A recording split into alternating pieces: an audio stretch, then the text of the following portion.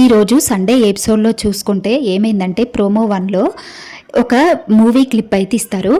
Movies clips ఇచ్చి వాళ్ళని ఏ movie కనుక్కోమని చెప్తారు. అయితే అందులో భాగంగా ఏమైందంటే అక్కడ రీతు సంజన వస్తారు. సంజన రీతు వచ్చినప్పుడు అక్కడ మూవీ క్లిప్స్ చూపించింది మన్మధుడు సినిమా నుంచి. అయితే అక్కడ రీతు మన్మధుడు అని కరెక్ట్గా ఆన్సర్ చేస్తుంది. అయితే తర్వాత రీతుతో వాళ్ళతో డ్యాన్స్ చేయడానికి కూడా ఈ తనుజతోటి పాట అయితే పాడిపిస్తారు నాగార్జున సారు. ఎందుకు అనంటే మొన్న ఒకసారి ఇదే పాట తనుజ హౌస్లో పాడింది.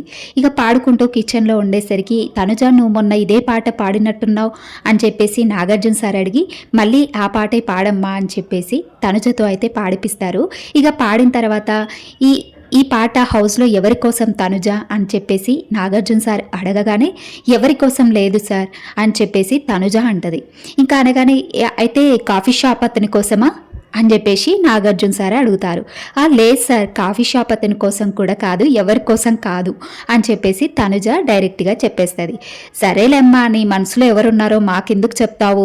కాఫీ షాప్ అతని కోసం పాడావో లేదంటే హౌస్లో ఉన్న వాళ్ళ కోసం పాడినవో ఎవరికి తెలుసులే అని చెప్పేసి తనుజ మనసులో ఉన్న మాట అయితే బయటికి తీసుకురావడానికి చాలా ప్రయత్నం చేసినట్టుగా అనిపించింది నాగార్జున సార్. ఎందుకు అనంటే తనుజ తొందరగా ఏ విషయంలో బయటపడదు. అంటే ఇలాంటి క్రష్ల గురించి అయితే అస్సలు బయటపడదు అనే విషయం అయితే అందరికీ తెలిసిందే. ఇక తనుజ కూడా ఒకసారి ఒప్పుకుంది, నాకంత ఈజీగా క్రష్ ఉండదు సార్ అని.